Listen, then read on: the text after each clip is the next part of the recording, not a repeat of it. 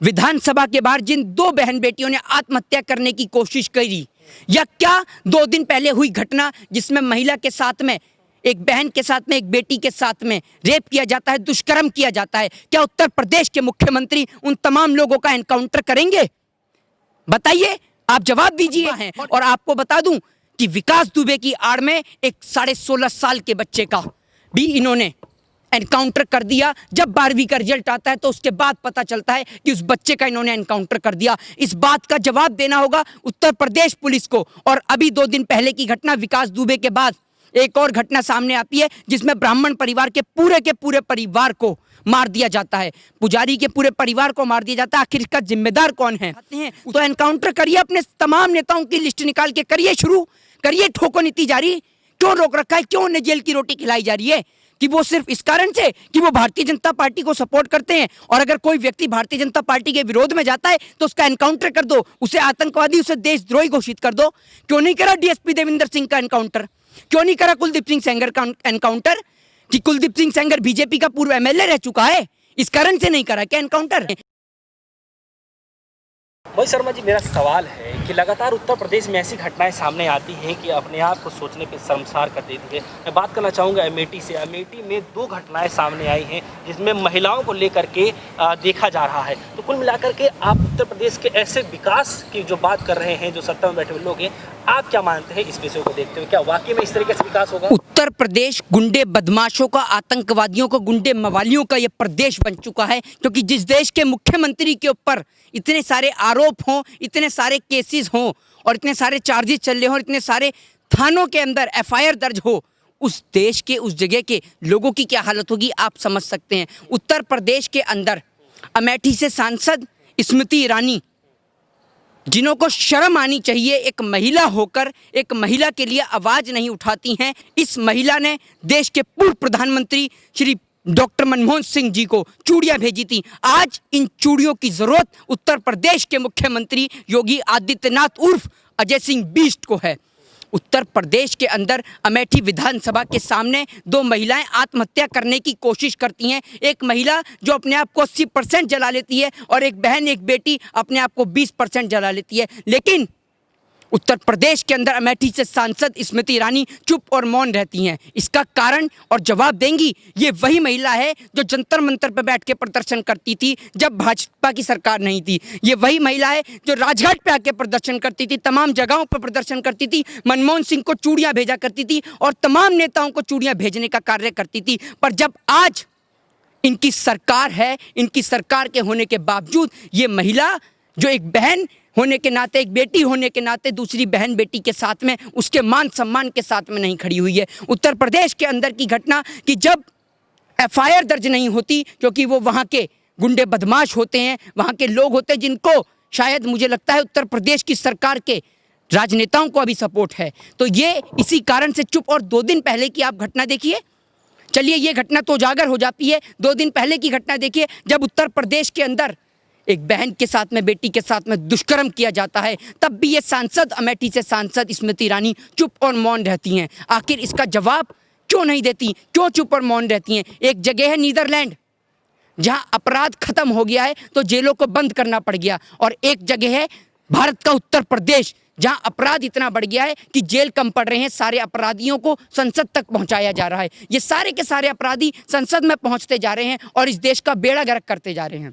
उत्तर प्रदेश में लगातार विकास को गिनवाते हुए सामने आ रहे हैं, कह रहे हैं कि हम हर जगह विकासशील की तरफ आगे बढ़ रहे हैं। चाहे रोडों की बात की जाए, चाहे महिलाओं के सम्मान की बात की जाए, चाहे बहन बेटियों की इज्जत आबरू की बात की जाए। आपको क्या लगता है कि जो जिस तरीके से अमेठी में लगातार ये आज दूसरा दिन है जिसके तरीके से हम देख सकते हैं कि उत्तर प्रदेश में घटनाएं लगातार सामने से आ रही हैं, तो क्या वाकई में इस तरीके से हम बेटी बचाओ बेटी पढ़ाओ का जो आंदोलन था इसको हम इस नज़रिए से देखना चाहेंगे, या फिर महिलाओं का सम्मान क्या इस तरीके से किया जाएगा? क्या आपको लगता है? देखिए, इनका बेटी बचाओ बेटी पढ़ाओ जो इनका नारा था, जो आंदोलन था, वो पूर्ण रूप से सब विफल और असफल रहा है। और मैं आपको बताऊं, आज देश की बहन बेटियों को बचाने की ज़रूरत इन भारतीय जनता पार्टी के लोगों से है। इन भारतीय जनता पार्टी के नाकामा, निकम्मे और नाकारा नेताओं से बचाने की आज ज़रूरत है। ये बहन बेटियों के साथ में दुष्कर्म करते हैं, उनके साथ में बलात्कार, रेप जैसी जैसी घटनाएं करते हैं, ये वो लोग हैं जो कुलदीप सिंह सेंगर को मानते हैं, चिन्मयानंद नित्यानंद को मानते हैं। इनकी पार्टी ऐसे लोगों को सपोर्ट करती है, उन्हें चने के झाड़ पे चढ़ाती है और वो देश की बहन बेटियों के साथ में गलत करते हैं, दुष्कर्म करते हैं।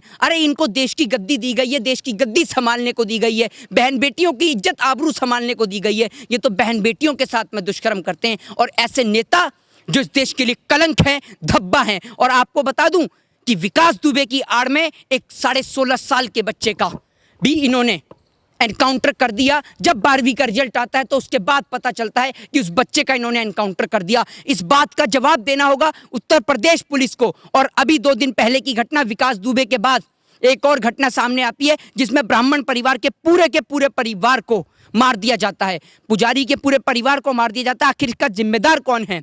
उत्तर प्रदेश पुलिस एनकाउंटर की आड़ में लगातार प्रहार कर रही है ब्राह्मणों के ऊपर, दलितों के ऊपर, मुस्लिमों के ऊपर। ये वो सरकार है जो उत्तर प्रदेश के अंदर जो भी भाजपा का विरोध करेगा या भाजपा के उसके खिलाफ जाएगा तो या तो उसका एनकाउंटर कर दिया जाएगा या फिर उसको मार दिया जाएगा। आज हमें भी डर लगता है क्योंकि हम भी ब्राह्मण समुदाय से आते हैं, लेकिन हम उन लोगों में से नहीं हैं जो अपनी आवाज़ को चुप रख लें और घर में चुप और मौन बैठ जाएं। हम वो लोग हैं जो उत्तर प्रदेश के अंदर हुई घटना, अमेठी के अंदर हुई घटना पे भी आवाज़ उठाना जानते हैं और उत्तर प्रदेश के अंदर तमाम दलितों पे ऊपर, मुस्लिमों के ऊपर, ब्राह्मणों के ऊपर हो रहे अत्याचारों के खिलाफ भी आवाज़ उठाना जानते हैं। और हम इस उत्तर प्रदेश के अंदर वैक्सीन बने ना बने, उत्तर प्रदेश के अंदर योगी सरकार को भगाने की वैक्सीन हम तमाम लोगों ने तैयार कर ली है और इनको अब उत्तर प्रदेश से नहीं, देश की तमाम जगहों से भगाना है। क्या आपको ये लगता है कि जिस तरीके से उत्तर प्रदेश की सरकार है, खुद योगी जी जो है वो कह रहे हैं कि ठोको नीति का जो रास्ता अपना रहे हैं, क्या आपको लगता है कि इस ठोको नीति से अब ये हालात सुधरते हुए सामने आएंगे? उत्तर प्रदेश के अंदर योगी मुख्यमंत्री जी अगर अपनी बात पे अटल हैं और अगर अपनी बात को इतना ऊपर तक पहुंचाना चाहते हैं तो क्या विधानसभा के बाहर जिन 2 बहन बेटियों ने आत्महत्या करने की कोशिश करी, या क्या 2 दिन पहले हुई घटना जिसमें महिला के साथ में, एक बहन के साथ में, एक बेटी के साथ में रेप किया जाता है, दुष्कर्म किया जाता है, क्या उत्तर प्रदेश के मुख्यमंत्री उन तमाम लोगों का एनकाउंटर करेंगे?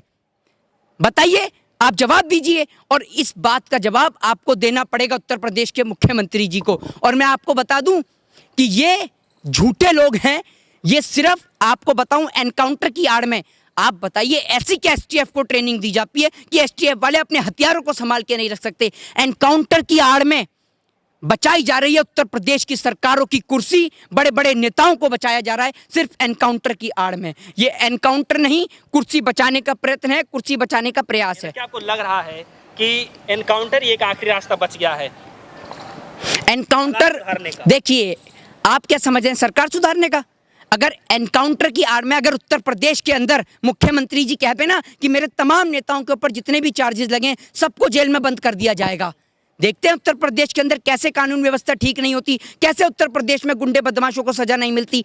आप इस बात को देखिए कि एनकाउंटर अगर करना चाहते हैं तो एनकाउंटर करिए, अपने तमाम नेताओं की लिस्ट निकाल के करिए, शुरू करिए ठोको नीति जारी। क्यों रोक रखा है? क्यों उन्हें जेल की रोटी खिलाई जा रही है?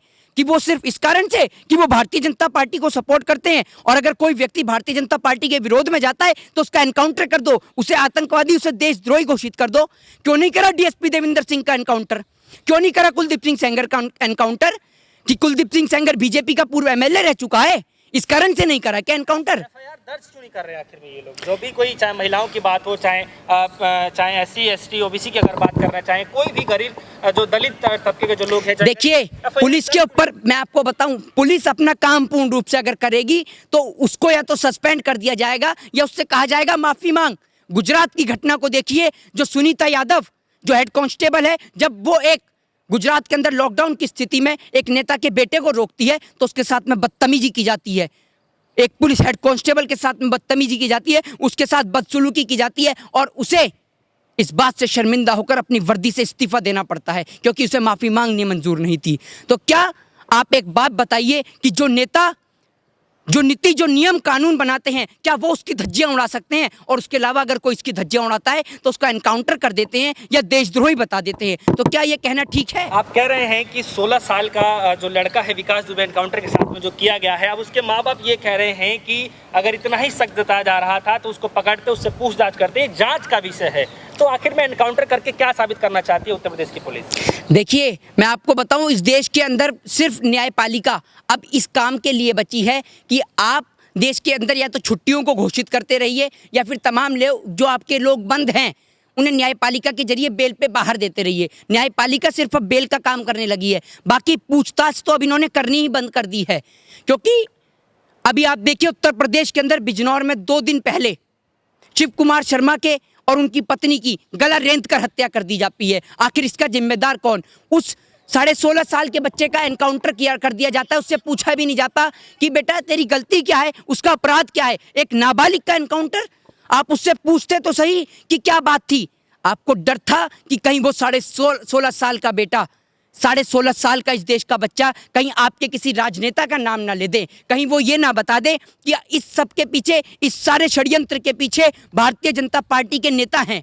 इस बात से डरकर इन्होंने तमाम लोगों का एनकाउंटर कर दिया विकास दुबे की आड़ में। और आपको बता दूं, सचिन पायलट को धकने के लिए इन्होंने विकास दुबे का मुद्दा उजागर कर दिया। तो ये देश की जनता एक झूठ को समझे तो ये दूसरा झूठ बोल देते हैं। ये वो लोग हैं जिन्होंने तो गोविंदा को भी फेल कर दिया। गोविंदा जी तो एक फिल्म में कभी वकील बन जाते हैं, कभी पुलिस इंस्पेक्टर बन जाते हैं, और इस देश के प्रधानमंत्री जी तो गोविंदा को भी फेल कर देते हैं।